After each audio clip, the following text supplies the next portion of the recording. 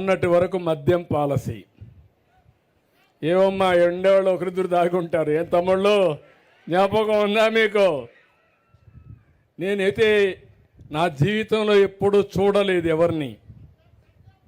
మద్యం అంతా వీళ్ళు, డిస్టిలరీస్ వీళ్ళే ఓనర్షిప్, అక్కడి నుంచి హోల్సేల్ వీళ్ళే, రీటైల్ వీళ్ళే, షాపులో అమ్మేది వీళ్ళే, కల్తీ చేసేది వీళ్ళే.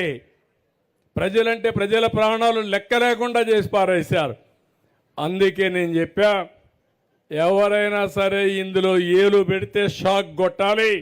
నూతనమైన మద్యం పాలసీ తీసుకొచ్చా. అదే సమయంలో ఆ మద్యం పాలసీలో బీసీలకు రిజర్వేషన్లు పెట్టాలని, ఎవరైతే శెట్టి బలిజ, ఈడిగా, అదే మరిగా మిగిలిన గౌడ వీళ్ళందరి కోసం 10% షాపుల్లో రిజర్వేషన్లు పెట్టిన పార్టీ తెలుగుదేశం కూటమి ప్రభుత్వం అని చెప్పి కూడా నేను మీకు తెలియజేస్తున్నా. ఇంకొక 10 రోజుల్లో కొత్త పాలసీ వస్తుంది. మీరు ముందు మారిగా తెలంగాణకు పోయే పని లేదు, కర్ణాటకకు పోయే పని లేదు.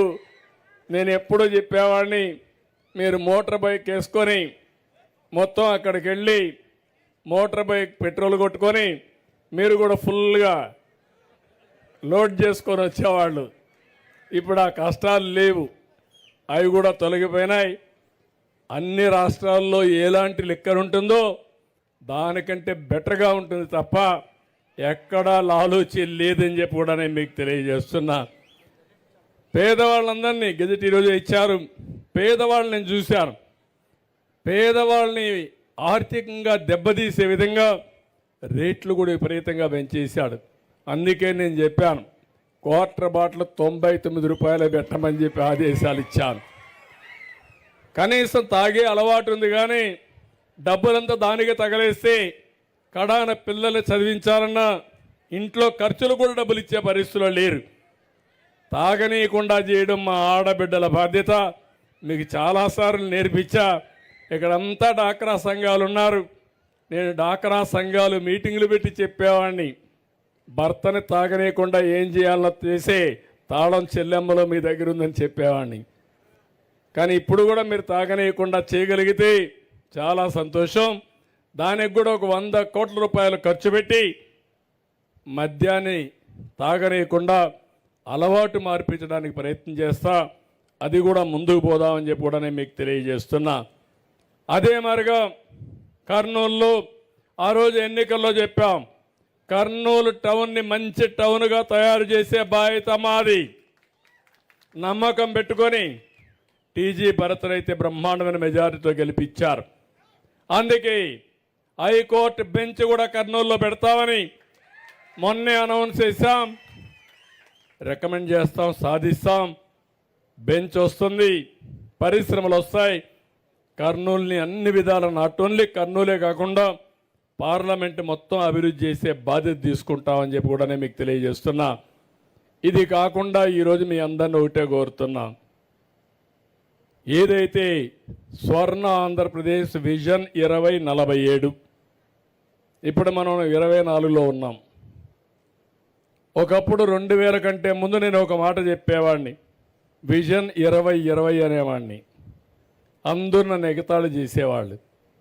ఈరోజు దేశం కూడా విజన్ పెట్టింది, మళ్ళా మనం విజన్ పెట్టుకునే పరిస్థితికి వచ్చాం. నేను ఎప్పుడో పెట్టిన విజన్ ఇది.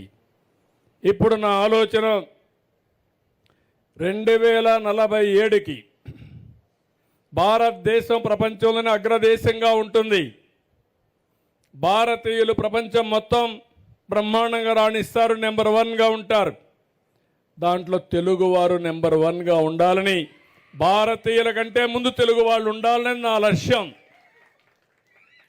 అందులో దేశంలో నెంబర్ 1 రాష్ట్రం ఏదంటే దానికి చిరునామాగా ఏది ఉండాలి తమ్ముళ్ళు అని మిమ్మల్ని అడుగుతున్నా. సిద్ధమా మీరు? అందుకే ముందుగా స్వర్ణ గ్రామం కింద మీ ఊరిని తయారు చేయాలి. ఇప్పుడు మీరందరూ, ఇప్పుడే కలెక్టర్కి చెప్పాను, ఈ ఊరిలో ఉండే అందరూ కూర్చోండి. పుచ్చకాయల మడ, 2047లో ఎట్టుండాలనో ఇప్పటి నుంచే మీరు వర్కౌట్ చేస్తారు. అందరూ లక్షాధికారులే ఉండాలి. పేదవాళ్ళందరికీ మనం అండగా ఉండాలి. నేను ఆ మాటే చెప్పాను, మీరు గుర్తుపెట్టుకోండి. జీరో పావర్టీ అంటే పేదరిక నిర్మూలన నా ధ్యేయం. ఒకప్పుడు చెప్పేవాడిని కానీ సాధ్యమయ్యేది కాదు.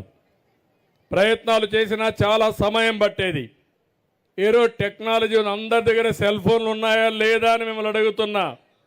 ఉన్నాయంటే చేలు పైకి ఎత్తండి. అందరి దగ్గర సెల్ ఫోన్లు ఉన్నాయి. ఒక్కొక్కరి దగ్గర 2-3 ఫోన్లు ఉన్నాయి. నేను మాట్లాడుతూ ఉంటే మా మీటింగులు కూడా షూటింగ్ చేసి పంపిస్తూ ఉంటారు ఇంటికి.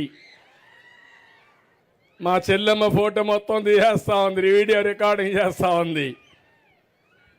అంటే ఒకప్పుడు ఈ సెల్ ఫోన్ మా చెల్లెమ్మ మాట్లాడుతూ ఉంది, ఒక పక్క 2 పనులు చేస్తూ ఉంది, మీటింగ్ వింటా ఉంది, మాట్లాడుతూ ఉంది. ఒకప్పుడు సెల్ ఫోన్ కూడా లేదు.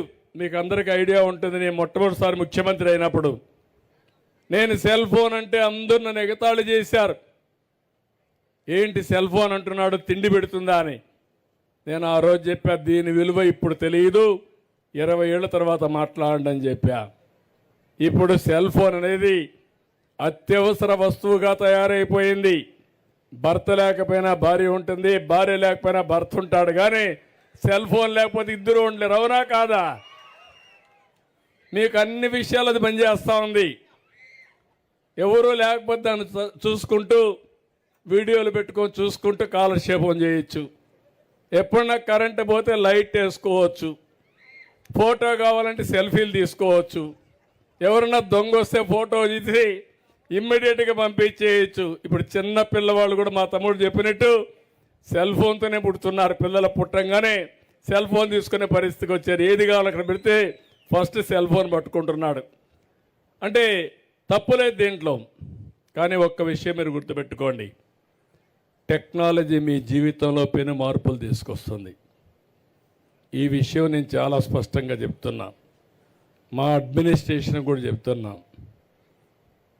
ఈ